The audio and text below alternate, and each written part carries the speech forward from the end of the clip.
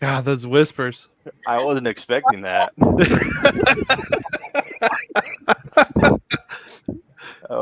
I was not expecting that. Hello, everybody. Welcome to the Big and KAM show. Glad y'all joined us. Yeah, fully excited to be here. So we're gonna finish things up tonight with everybody, and I'm gonna play host. Yay! Because we recently had an event. So before we get into that, who we have here tonight is we have both Jake and Matt with Big Boy Paranormal. We got them actually with my in the Paranormal. So hello to the world. Um, so just, reminder that any questions you got, any questions anybody has, just in the form, we'll try to answer them during the podcast. Anything we can't get to, we'll have questions. But let's want to jump into this. Everybody's ready? Oh yeah. All right. So recently, I know Big Boy Paranormal and also Josh did saw you guys to the Carpenter Mortuary. So tell us about it. Who put it on? Where was this at? All the good stuff. Give us, the nitty gritties kind of. So, AJ, want to turn it over to you? Yeah, so last weekend, me and Josh and Chris, that will be joining us later, we went to Carpenter's Mortuary in Gentry, Arkansas for a Midwest mystery tour. That would be my third mystery tour that I've done, second this year. But yeah, we went to Carpenter's, and oh my gosh, that place never fails. It's crazy. Never fails. We had so much activity going on. Well, we're going to get into the activity, but before we do, I know you said it was interesting. I need to get some specifics on the event itself. Like, what was the time frame? Packed location, like how many people were there?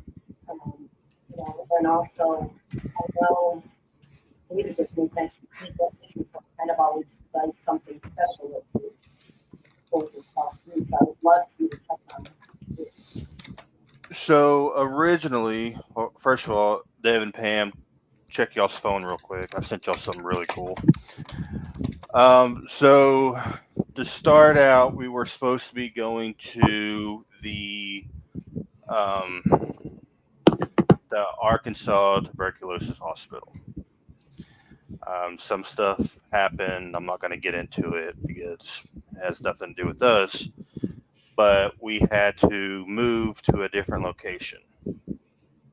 So the guy that runs the Midwest Mystery Tour, David, he had to find another place for us. And so he got us back into Carpenter's Mortuary. There was, what do you think, Josh? 6 of us? 7 of us?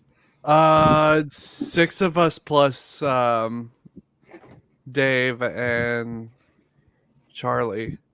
Yeah. Because we split off and it was 4 and 4. hmm So me, Josh, Chris, was it just us 3? Yeah. Oh wow. Yeah, so us 3 went with Charles. He took us. We went to investigate. We started in what is called the nun room. So if y'all don't know Carpenter's Mortuary, I mean it was an old funeral home back in the day, early 1900s. And then the front of the building was just your normal storefront, home goods, a meat market, I think maybe. I'm not real sure what all they Furniture had. store was part of it. Yeah. Yeah. So the owner now, Charlie, he bought the building, and it is now a Halloween attraction haunted house. So we started in the nun room, which is there's a nun sitting in a chair with her hand on a coffin. And so we were sitting there. I had my candle. We were getting a few responses, not a whole lot. And I know Charlie was sitting behind the coffin, and he said he didn't tell us at the time, but he said he saw looked like maybe a small shadow or a mist. He wasn't real sure, but it was to the left of us. And so, of course, me, Josh, and Chris were against the wall, back against the wall, and there was like these theater seats. So me and Chris were standing or sitting in a chair. Josh was next to me. Well, he saw the shadow, and apparently he saw it move towards us. Of course, he didn't tell us what was going on. He didn't. He didn't. I don't. He just didn't. He didn't mention it, which I mean that's fine. Well, I felt a cold breeze on my leg go right by my leg, and I just said, I was like, I felt a cold breeze on my leg, and he was like, really? I was like, yeah. He's like, well, I just saw a shadow, or whatever, next to y'all moving that direction. And I was like, oh, okay. Well, next time, make sure you let us know what you saw. I mean, I don't mind the shadow. You guys are a fun group. So if I was a shadow, I'd probably want to come hang out with you too. Hey, come hang out. Come hang out with us. But cold breezes, cold spots, that's not in the building at all. It's got to be something, because it was by far the hottest investigation I have ever been on. Man, What was the temperature outside? Do you remember? Like, I mean, I know the temperature. heat index was probably about but 102. Wow. So where base camp was, the back room, it had air conditioning, but everything from the actual haunted house part, no airflow whatsoever. We were dying. We were dying. Wow. Yeah. So any cold chills or any cold spots that you feel, it was not the building. It was definitely something there. Okay. That's really cool. So let me back up a moment, because I know how exactly does the night progress? I mean, when you get there, when David does, like, you get a background on it, and then how do you decide you're splitting up? I mean, like, how's all that logistics work, and where you're going to do and what you're going to do? So before we start, we do, Dave calls it the meet and greet, where you come in, you meet Dave. Hey, I'm Dave. Oh, hey Dave, what's up, man? And then he tells the story of, the place, and he plays a few clips. Haunting Histories, his YouTube channel. Definitely go on there and check it out. He does a whole investigation there. But yeah, he just tells us history about the place, and he was like, all right, we're going to split into groups. And then I was like, well, I mean, I know Josh and I know Chris, and there's only a few of us, so we'll go with Charles, because, I mean, every time we went, we're always with Dave, so I figured we'd just switch it up and go with Charles. But yeah, we started with Charles. And Charles was a blast. I love Charles. He's a great guy. He's good friends with Dave. They have a podcast as well called Boogeyman Radio, so definitely check it out, because their last podcast, they talked about our experience at Carpenter. So if we missed out anything, go check them out. Yeah, and we can definitely drop that in the chat, the link for everybody if they want to check out, the podcast. And definitely. All that. So, okay. So I know you talked about the nuns area. Nuns. Sorry, nuns area. And, Two different people. no offense to the nurses and the nuns out there. Yeah, so you talked about that area, but like, what are the other hotspots there as well too? Because I mean, it's not a bad size location. It's a decent size location. Yeah, it's pretty big. The thing goes with the Carpenters, so it seems like it doesn't matter where you're at. You're going to get activity. I mean, it seems like they just follow you around, which is awesome, because I ain't running around chasing them, because it was too dang hot in that building. Um, let's see. Most of the activity that we experienced was in the front room, which was the storefront area. And that is now the haunted house section of it. That is the entrance into the haunted house. It's like a queue line. Okay. So that's where you're waiting to get in through the haunted house. Yeah. And also, I know that the haunted house itself is really good too. So anybody, in the area, check it out if you like to have a Oh good my gosh. there. Yeah. That place is Yeah. but definitely it is a maze. So if you're in there investigating and something scares the crap out of you, good luck finding your way out because it ain't happening. It is Maybe like in not the happening. position, just shaking in fear. Yeah. Well, not just Honestly, that, they though. had all of the doors open. So like you'd be like, okay, this is definitely the way to get out. And then it would just be a dead end and be like, okay. We Yeah. go back, and then you make one like wrong move through a door, you'd be like, okay, now I'm in a completely different part of this area. Like Yeah, exactly how it was. I mean, And I guess that really had the to. hallways are so tight, so you're claustrophobic. So I mean, all the fear that you can experience is right there. I mean, that really has to then play into just the event for the night, and helping, I don't want to say get you on edge, but get you on edge. Oh, it Mhm. does. It does. Like your anxiety is up all night. yeah. And then another experience that I think Josh, you felt it too, but we kept feeling like spider web on us. Oh, Yeah.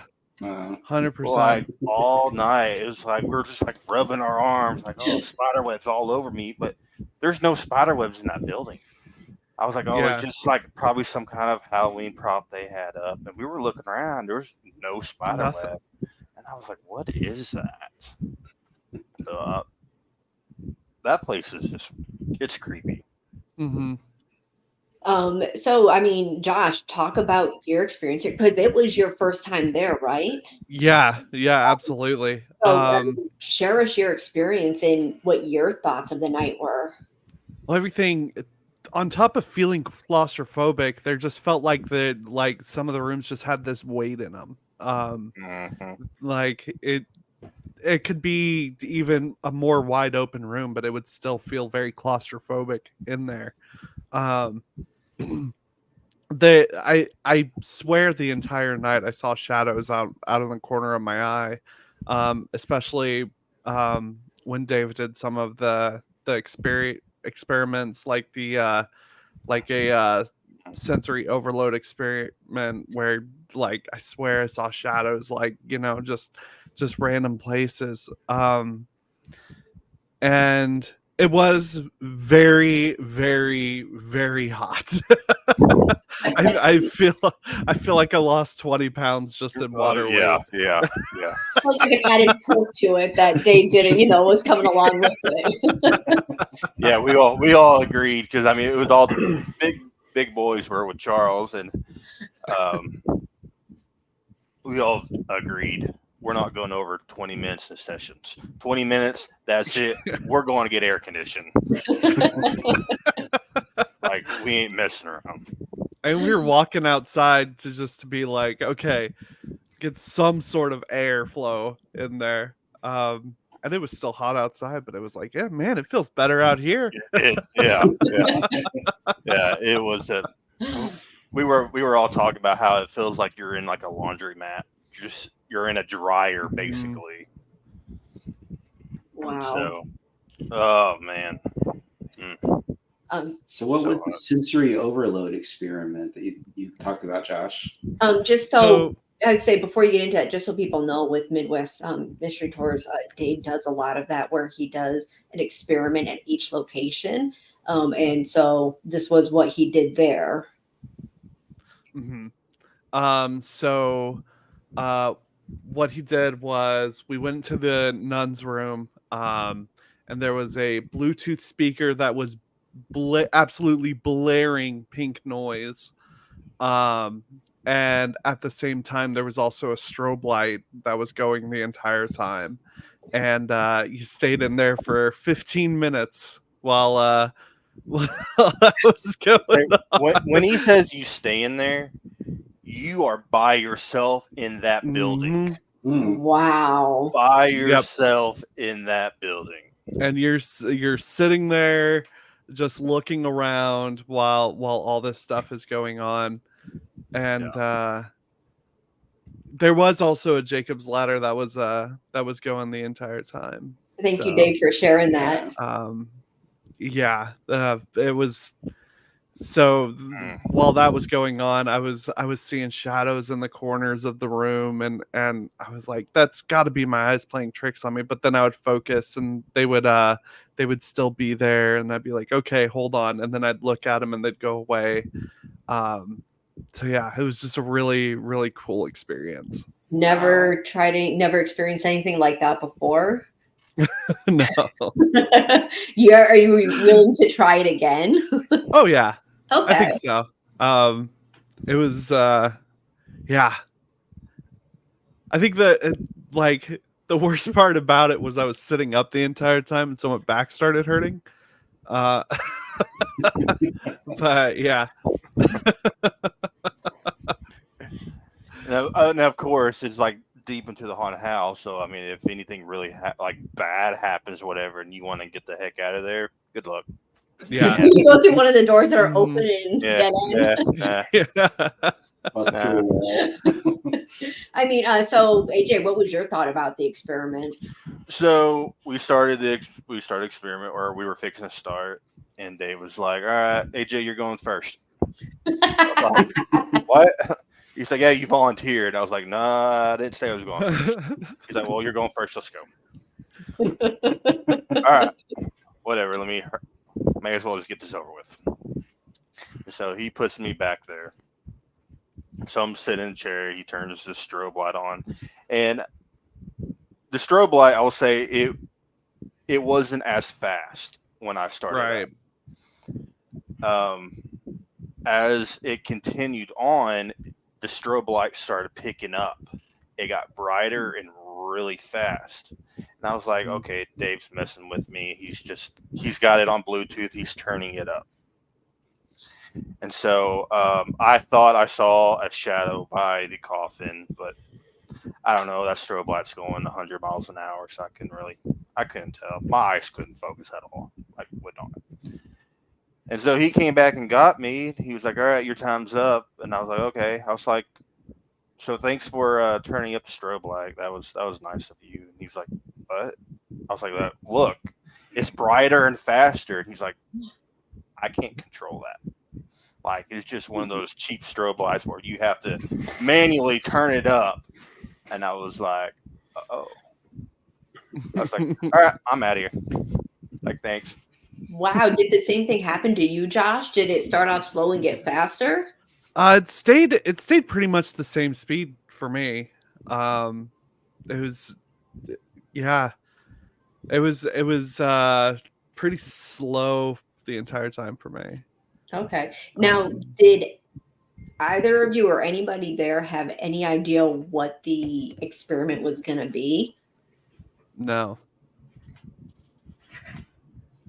Okay. I was looking at my phone. But Chris, he had an experiment. His was really weird. Yeah. So above the nun, there's a mirror. Okay. Where you're sitting and you look in the mirror, you can't see the nun because she's too low. So he was watching, and he sees the nun's face in the mirror. He was like, all right, I'm just seeing things. Like, there's no way I'd be able to see the nun. And then as his time is almost over, he sees the nun in the mirror one more time, and he was like, oh, okay, yeah, I really did see the nun in the mirror. But I mean, yeah, that was really weird. But And that was after the sensory overload, right? Because that it happens was early during in the night. It was during it? Yeah. Oh, wow. Yeah. But So- yeah, I didn't see that. Josh didn't see that. No one else saw that. Only Chris saw the nun in the mirror.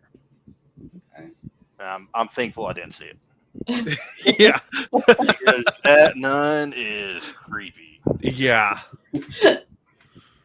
So okay, it looks like Dave posted something in the chat. You got to tell us how he scared you, AJ. What happened there?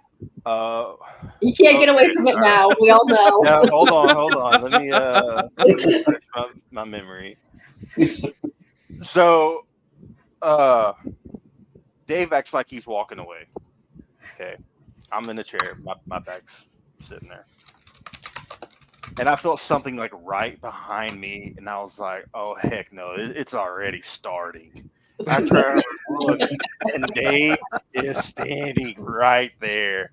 Man, I pushed that dude back. I was like, "You better get away from me." I was like, no, "Heck no!"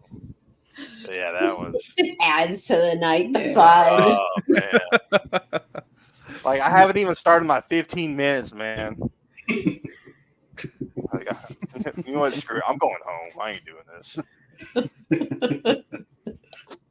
Well, I'm glad that you made it through the entire night. So, I mean, what are the other hot spots in there? Were there any other hot spots, any other weird happenings or things like that? We had a incredible spirit box session. Okay, elaborate on that. And I mean, and just for people viewing who don't know, what's a spirit box? So a spirit box is a device. Hey, there's Chris. A spirit box is a device that channels through radio frequencies at a fast speed. Yeah, it's channeling to where spirits can use that frequency to talk. And I mean, it's probably my favorite equipment because every time I use it, I always get great activity with it. So, what's up, Chris? What up? Nice to be So, join us. Thank you. Sorry I'm running late. so yeah, Josh, if you want to talk about the spirit box session. So when we were learning more about the history of the mortuary, there was like back in the 1920s or so, there was a lady who killed her baby and then killed herself, and both of them were processed, I guess, Oh my. in the mortuary. And so we started a spirit box session, and is there anybody here that would like to talk to us? Yes. And then come to find out through the more and more of the spirit box session, it was actually, we were talking to the lady who killed her kid. And so we started asking things like, how, why did you kill your baby? And we got the word pressure, and we're like, well, did you use pressure, or were you pressured by somebody else? And again, we just heard pressure. So we asked, were you pressured by the dad of your baby? And we heard yes. And then everything felt lifted out of the room. Like the whoever said that was just like, yes, and then walked out. Wow. Yeah. We got a male and female both saying pressure. Yeah. We asked a name, and we got a male's voice that came in and said Jack. And what else? We got told what, we kind of asked questions about what time period they were from, and got in the 1800s. And so we started asking, okay, mid 1800s, and then we started naming off years, and we got to 1854 and it said yes. And then we kept going just in case. We got to 1856 and it said lower, or It said go go back. Yeah, go back. Wow. And yeah. It was wild. And just to confirm on that, we actually kept asking, well, we're going to go on, and we went ahead and went all the way up and they never got another answer. And so he went back to 1840, and then when he said 1850 again, it was yes, we got an answer almost instantly. Wow. So I mean, it was almost guaranteed clarified that he was talking about 1850. Yeah. Yeah, and so we were hot, we were done, we were ready to walk out of there. Chris hollers on the radio. We still have the spirit box running. Chris hollers on the radio. Hey Dave. We get Dave's voice on the spirit box saying, "Yeah, Creepy. Uh-huh. yeah." I just got chills just saying that. Yeah. Yeah, it was Dave's voice saying, "Yeah," and we were like, "How is he answering through the spirit box? Is the radio picking up on the spirit box?" But there he is, right there. But nothing ever came through the radio of him responding. It was just No. No. And then we asked him later, we're like, hey, did you try talking to us? And he's like, we didn't even have the walkie-talkie on us. Wow. Ladies and gentlemen, we got David with us. Yo. Hey, first stranger to join us. David. So I want to say, I know we've been on one of your tours, and Yes. they are absolutely amazing and fun. We definitely Thank want to you. try and get onto another one. But Thank you. since you're here, tell everybody about yourself, your investigation, how you came up with the mystery tour, upcoming ones. I mean, share all the good stuff. Not to put you on the spot or anything. No. Quickly, like my background, I've been investigating for about 20 years actively, and throughout my time, like I tell people, when you get into the paranormal, you're usually in it for a couple of reasons. One of them is to answer any questions you have about the unknown, and at a certain point, I got to that spot where I felt like I accomplished what I wanted to answer my own questions. And when you continue, you just end up coming up with new questions. So as I did that, I've grown to look into things like quantum physics and its correlation to the paranormal field. And so whenever I speak at public events, conferences, or anything like that, I discuss things like that with quantum physics to try to open up people's minds into a new way of thinking and experiencing the paranormal. And it was last year whenever I started the first mystery tour, and the idea behind it was to kind of take what I talk about and apply it into a public investigation setting, so people get to experience what I talk about and the theories and ideas that might come from that. And with the tour, you know, sometimes it's multiple experiments, or like what we did at Carpenter's, it was just one experiment, but with that experiment, you have to do one person at a time, because then you get contamination. So we focus on one person at a time. We ran 4 or 5 people through it, and this is an experiment that I've done several times before, like at Malvern Manor, Ashmore Estates, and the Thomas Building last year. We've had some really amazing results.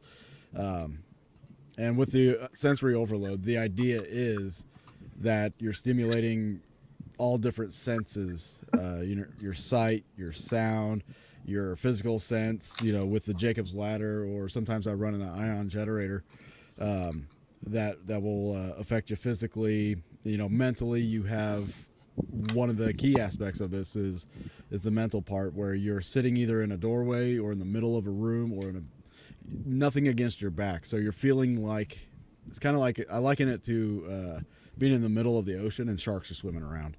Feeling like exposed almost. Yeah. There's Okay.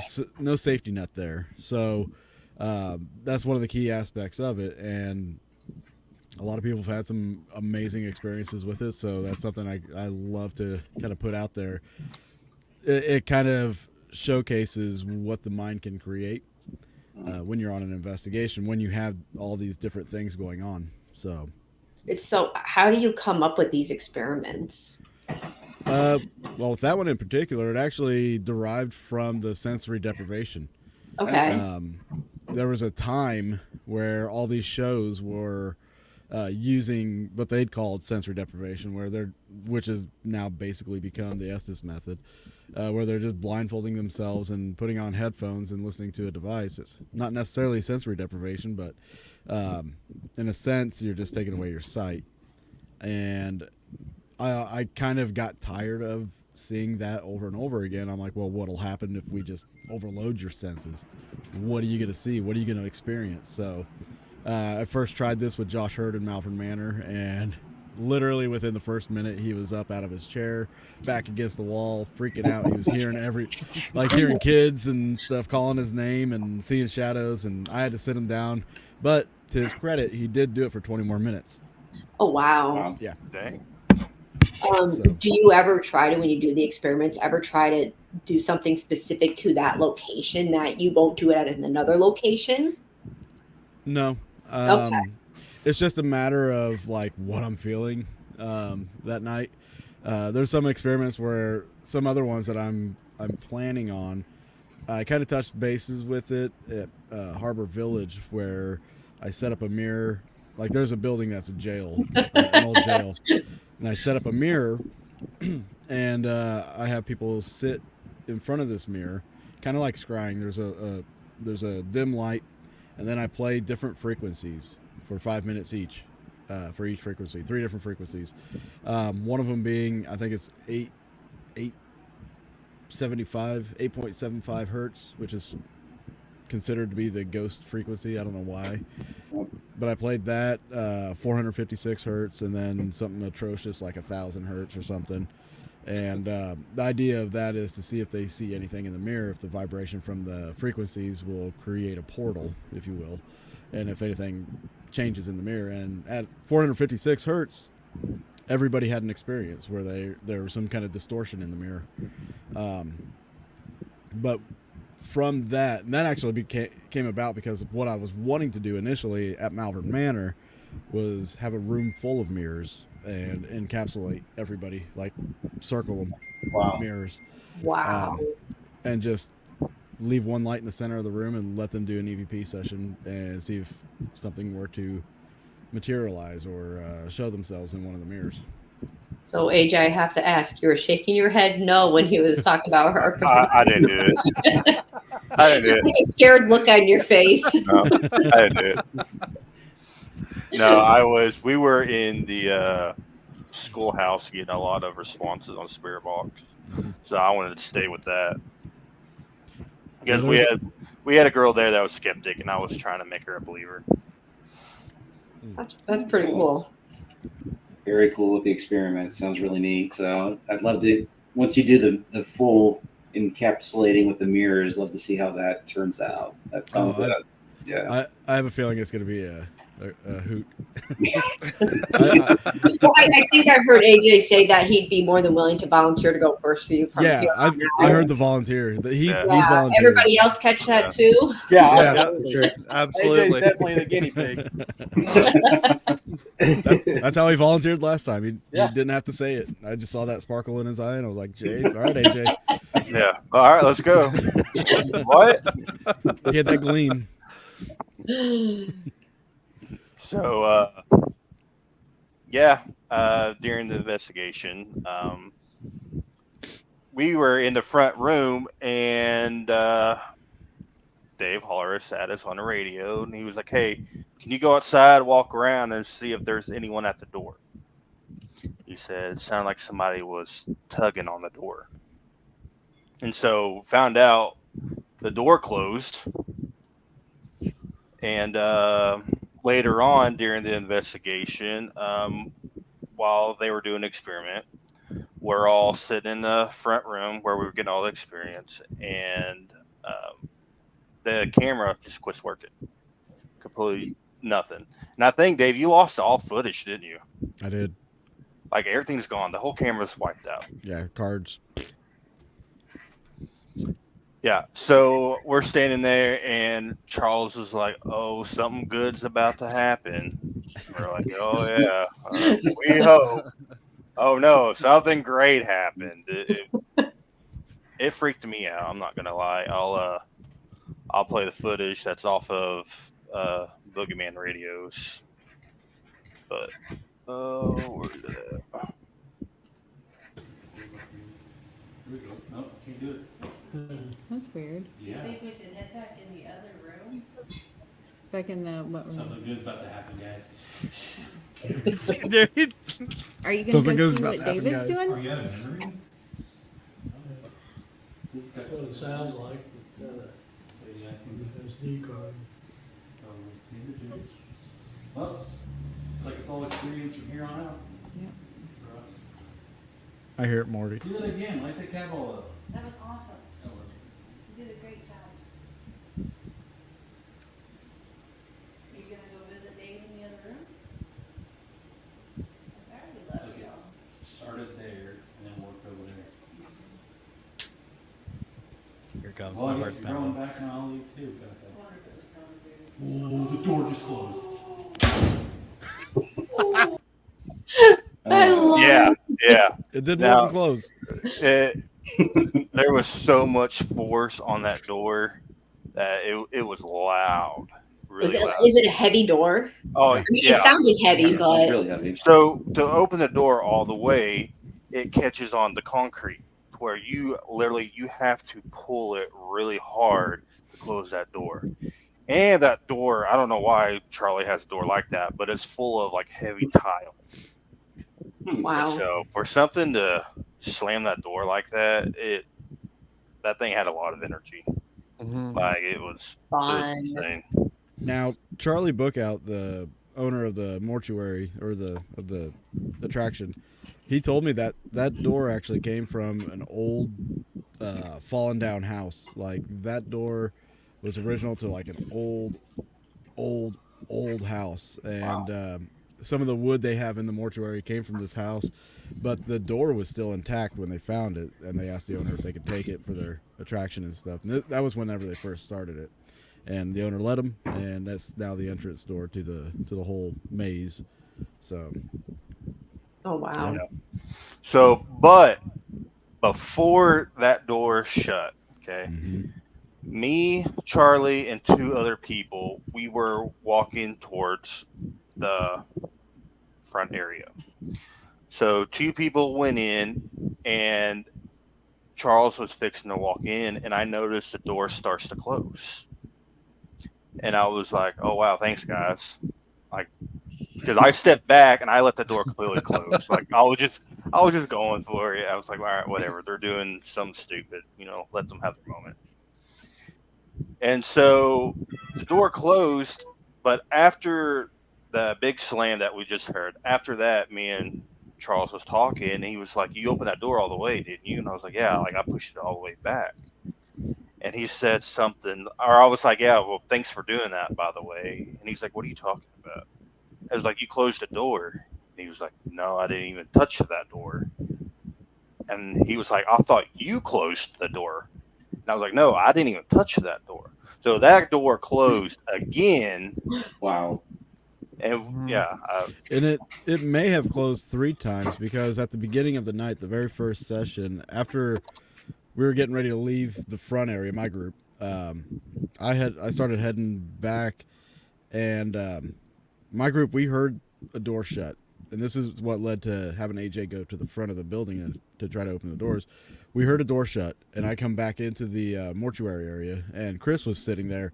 Chris heard it too, and I was asking if they'd shut a door, and he said Well, no. me and Charles both heard it.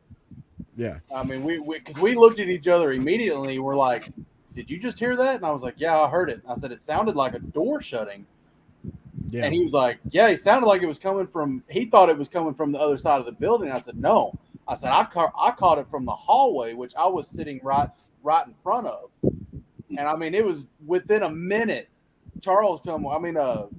David come walking in. And he was like, "Hey, did y'all guys, y'all do anything up here? Y'all need to quit making noise." And we were like, "I mean, we heard it, And then we sent AJ out. I mean, it was a whole thing. I mean, it was.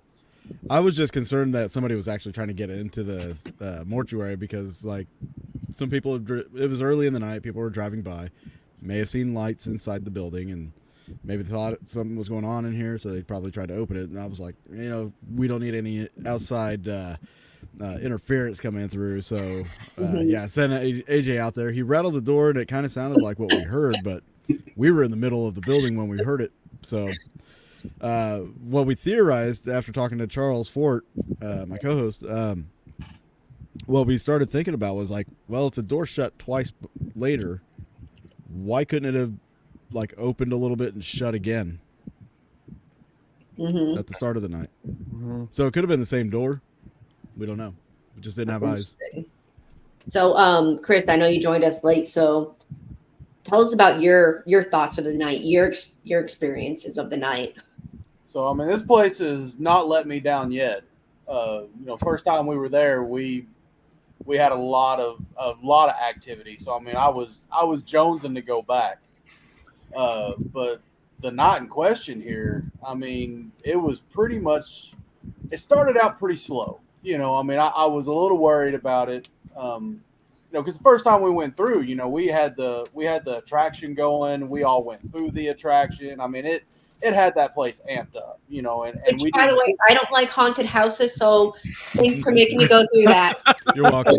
Yeah, I mean, I run through it too. Don't get me wrong. I mean, that was the whole thing. Like, I was not stopping for nothing. But no, and I was a little worried about it, and it did. It started slow. I mean, we got a few little things here, a few little things there. But as the night progressed, I mean, you can tell that place is it's got so much activity. In that front room, I hate to keep going back to that front room, but I mean, that front room is kind of where everything really started that night. We were doing our deal, we were talking about the 1850 and, getting the girl to actually talk to us. In the same time, me and AJ were sitting on the couch in that room, and inside the display case where the body and everything's laying, it's not a real body. Don't forget, it's not real. Yeah, it's not real. But, my eyes were just there. I mean, it was in front of me. I was staring at it. But in the top right corner, I swear to you, I caught movement of a black figure, and I sat there for a minute because I was second guessing myself, and I was trying to just make sure I wasn't seeing reflections or because there was still traffic going up and down the road, and I watched 2 or 3 cars go by different directions and never seen what I saw the first time again. And so finally, I said something. I was like, "Hey guys, there was something, black figure just moved." And before I could get that out of my mouth, AJ was like, "I'm pretty sure I saw something too." And so we started comparing. Well, AJ had seen it on the other side of that deal, but he was like me. He wasn't real sure if it was like, well, did I actually see that or, but later on in the night, we actually got a little bit of confirmation on that I figure we saw what we actually saw because, David actually had a little encounter with what he's seen as just a black top figure. So we kind of got a little confirmation on that. And then moving on from there, I went in and did the little adventure that David had set up for us, as I like to call it. Oh yeah, tell us about your experience. And of course, it's in my favorite room of this place. Which room was it in? It's in the nun room. Okay. So you got just all the weird, creepy right there in one room, coffins and weird looking preachers and a weird nun. But so he sets us up, and we've got the strobe light going, we've got the white noise going, and of course he sets you up in the hallway to where you've got nothing but black behind you. And so I'm sitting there, he leaves, and within a few minutes, I'm going to say, it's hard to tell exact, but within a few minutes. Yeah, you lose time when you're doing the experience. Exactly. It's like time stops. Exactly. But, in my mind, I feel like it was, within a few minutes of me actually being in there and it getting quiet and everything. I hear almost audible over the white noise what sounds like a door shutting. And I'm like, in my mind, I'm like, is that Dave coming back to get me? Like, surely he would have hollered at me on the walkie because I'm holding the walkie in my hand, And I'm like, so I kind of glance over my shoulder while I don't see any light. And I'm like, that was weird. Maybe I didn't hear, thinking the white noise, maybe I didn't hear what I thought I heard. Well, a minute or so later, my eyes would just not focus with that strobe light. Like I was having some major problems. And so I kind of glanced off into a dark area to get my eyes to focus. And when I come back down, there's a mirror that sits right over that nun, right beside her. And when my eyes met that mirror, I will swear to you to my deathbed that I saw her reflection coming right back at me, looking right at me. And I was like, whoa, that was weird. But it was just a split second. And so I kind of sat there for a minute, thinking to myself, like, yeah, I hate this room. I hate this room. And a few minutes or so goes by probably. And again, I hear what sounds like a door shutting. I mean, it's almost audible over this white noise. And I mean, it's all you can hear. He's got it blasted. And so I'm like, well, has it been 10 minutes? Like, is that him coming? So I kind of glance over my shoulder again. No lights. And I'm like, man, that's just weird. Like, I know that's a door shutting. Where's that at? And so I sat there another minute or so, in which, of course, here goes my eyes again. They won't focus, and it's freaking me out. And so I kind of stare back off and get them to focus again. And sure as shit, as I look back across towards the nun, like I catch it again, that reflection, and I'm like, okay, I know I seen what I saw, because you don't do that twice. And like, so I start staring at this mirror, and I'm like, is there any way I can see her reflection in this mirror? And for the life of me, I mean, you can't. And so I'm like, okay, well, about that time, Dave hollers at me. He's like, hey, you good? And I'm like, yeah, get me out of here. He's like, on my way. So here he comes. Well, he asked me, I tell him kind of what I do, but I didn't tell him about the mirror right off the bat. And we walk back out, and we're sitting there, and I kind of like, man, I'm not sure if I seen what I saw, but, I got to tell you about it, So I tell him, and he's like, there's no way you could have caught her reflection in that mirror. He said, that mirror sits above her. And I was like, that's what I'm thinking, So, we're kind of talking about what I had the experience in the room and stuff, just between me and him. And I forget her name. What's her name? Jessica. The girl, Jessica. She comes walking in from the group that was in the other room, and she's just excited. She's like, oh my god, I've never had this happen to me. I'm so and we're like, what? What's up?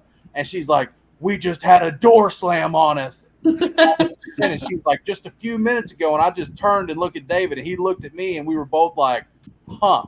And I was like, I knew it, man. I knew I heard that. And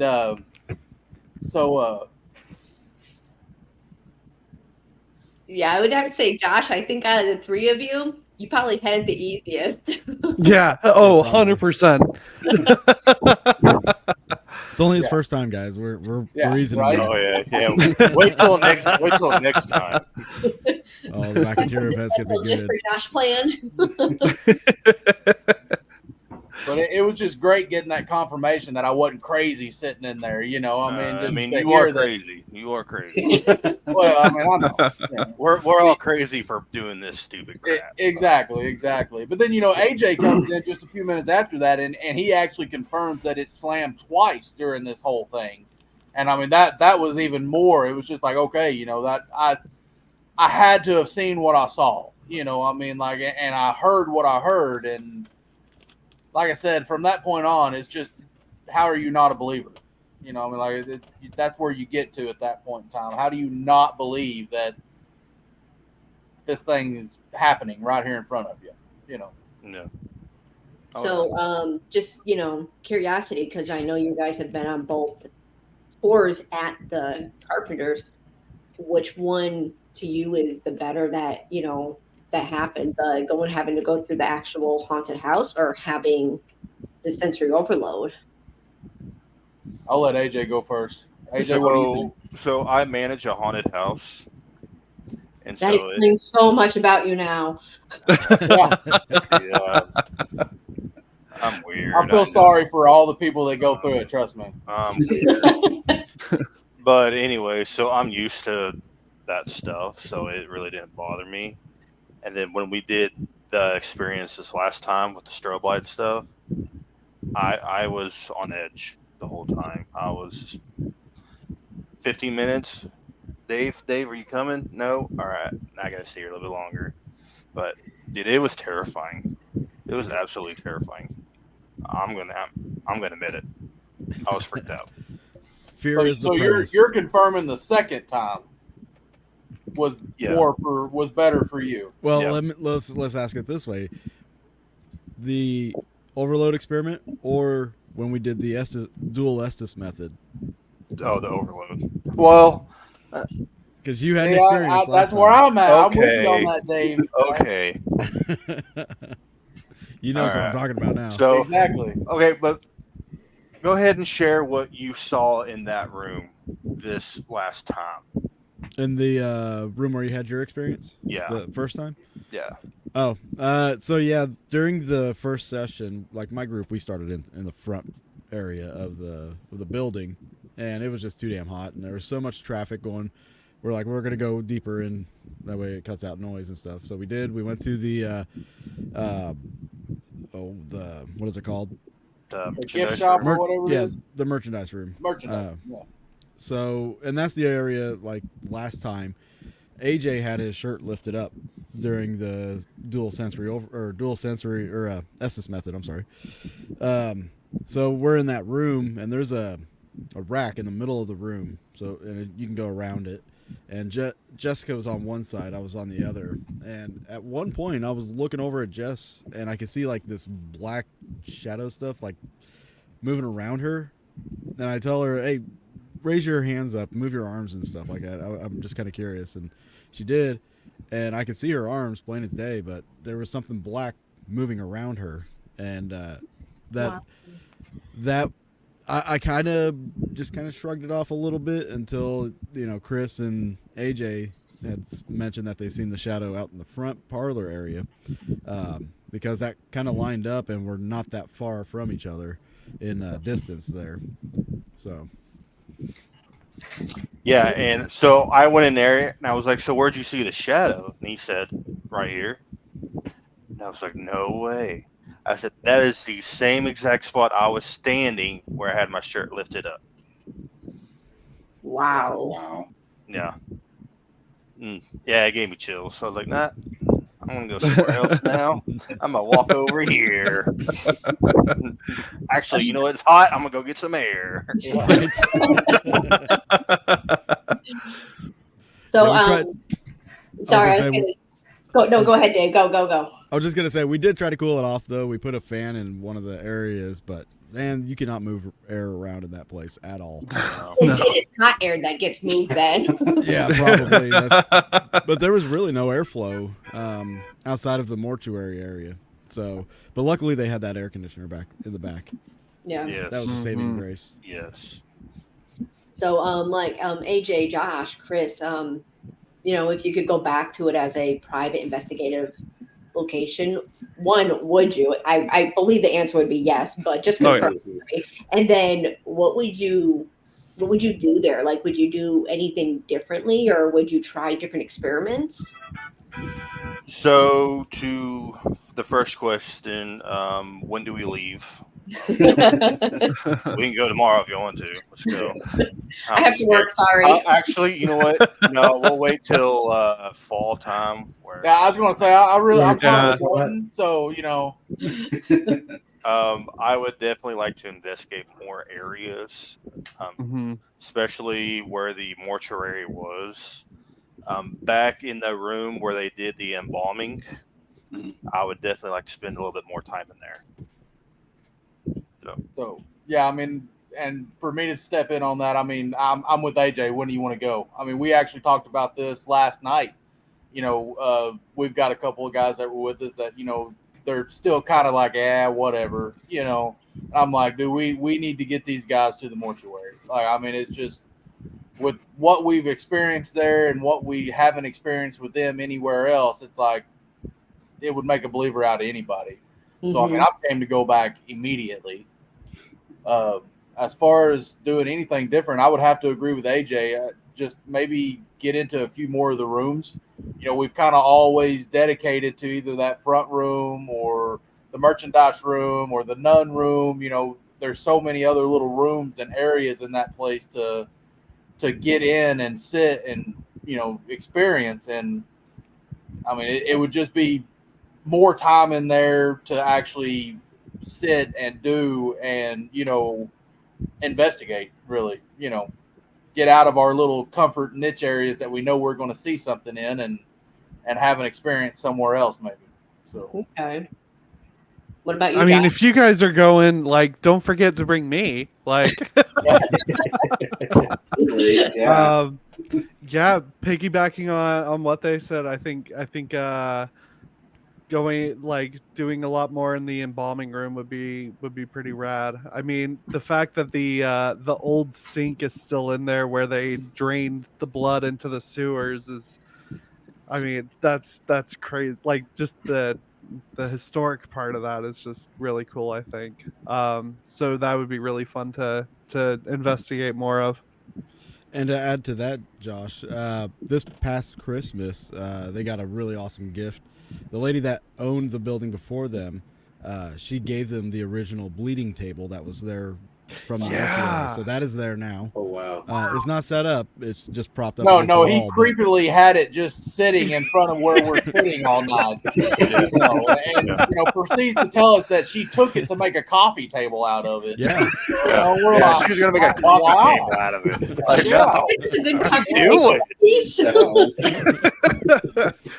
But slowly he's getting bits of the history back together there, which is awesome. I've always been a proprietor of getting a lot of locations out there, getting them known, especially unheard of locations like Carpenter's Mortuary. It's a really cool place, but it's an unknown, and it's an untapped location.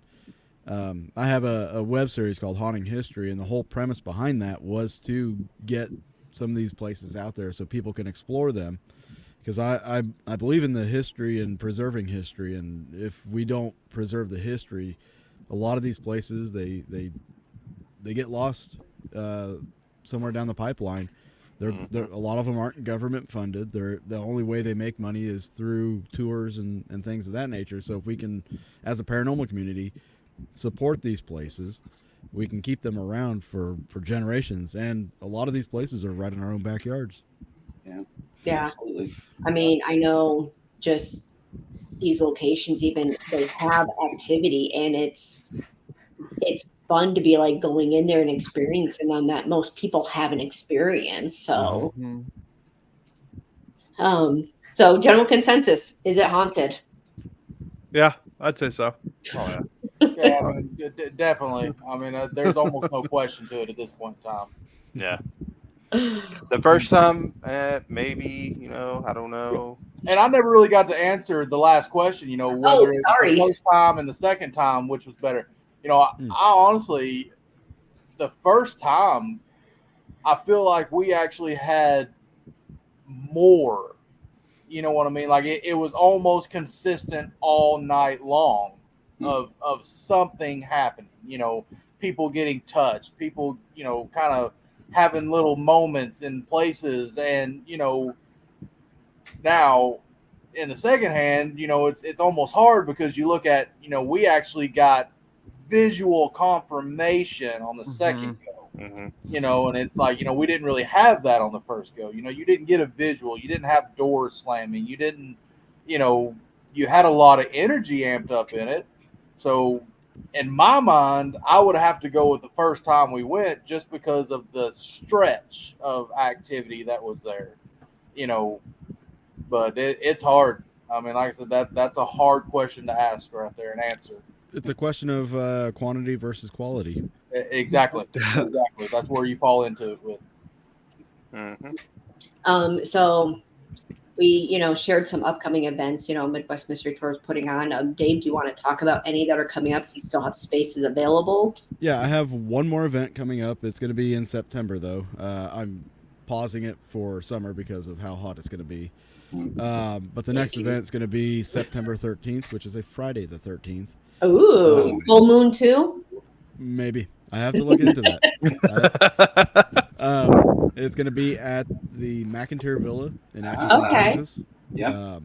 I've been there a couple times, and this last time I was there, we got a very disturbing audio clip out of the doll room on the second floor.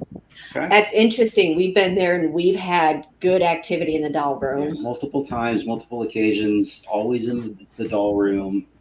Great activity in that location. So that's a very fun place. Well, it was very peculiar because Stephanie put the recorder inside of a case. Okay. Yep. And the audio came through pretty loud.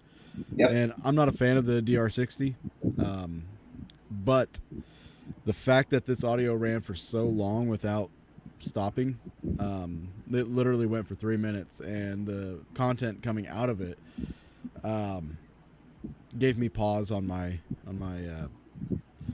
my thoughts on the DR60. But the content that was on there was absolutely disturbing, and I can't wait to go back and experience that again. Was it in? I have to ask. Was it in the case with the toy monkey? It's right when you go in the room. It's the case immediately to your left. Yes. Okay. Behind the door, we Okay, hit the doors. Yes. Yep. Yes. So something you might want to test out when you're there. Take the toy monkey out of the case and see if you get some activity with it. All right. Yeah, I'll definitely try that. Okay. Last time we were there, I was there for an event with Haunted Soul Society. Charles and I, we were special guests for that. And around midnight, we were all in the second floor hallway, and everybody up there was hearing voices. Okay. Yeah. It was pretty amazing. So I'm curious to go back there and run some of these experiments and maybe trying a new one. But it's still under development. Nice. So, yeah. Great location. Yeah. So definitely buy your tickets for that. That's going to be a great one. So. Yeah. Just look up Midwest Mystery Tour on Eventbrite.com. Yeah, we dropped the link in, so excited to hear that. And you're planning on some new ones next year too, some additional tours? I was going to expand this tour this year, but I'm debating on it. I might add one more or two more this year. So that's up in the air. But Okay. I've been contacted from people on the East Coast wanting me to do the tour. I'm like, this is a Midwest tour because nobody focuses on the Midwest. If you look at any paranormal show out there, it's either you're filming in the East Coast or you're on the West Coast. There's not a lot done in the Midwest, and I think this is a cool way to kind of give the Midwest something special and unique. I mean, yeah, there's so much history in the Midwest itself that, battles and everything. So, absolutely. Awesome. So I know we're kind of getting close to end here, so I don't know if I haven't seen any questions in the chat, but if anybody has any, please, pop them in. They'll be happy to answer them. But Devin, what's coming up? Yeah, we've got some future events coming up, both on the KAM and the big side. So, July 13th, we are going out to the Missouri State Pen and investigating with Night Shift Paranormal. It's going to be a public event. We're really looking forward to that. We've been out there before. It's been a few years. Got a lot of great activity, so can't wait to get back. August 10th, we're going to the Jackson County Jail in Independence, Missouri. So another private investigation. Really looking forward to that. September 14th and 15th, we're actually doing a Paracon in Independence, Missouri. So Omni Paracon, if you're in that area, it's going to be our first event with our little banner behind us. We're going to have a table, so stop by, say hi. We'd love to meet you. And then our big event is going to be October 26th at the Arkansas Air and Military Museum. It's going to be Haunt the Hangar. It's a public event. 100% of the proceeds are going to benefit the museum. It's a great museum. There's going to be 20 tickets available for purchase. It's going to include dinner, probably hamburgers and hot dogs, according to the museum. Tickets I'll will be be there. I'll be there. I'll be there. There's food. I'm there. awesome. Yeah.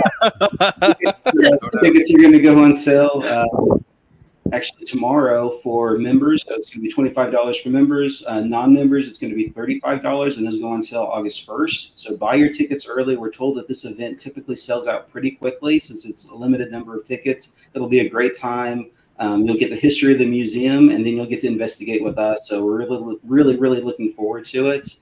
And if you just haven't gone down to the museum and you're in the Northwest Arkansas area, it is so worth checking out. I would highly recommend going. Lots of great exhibits.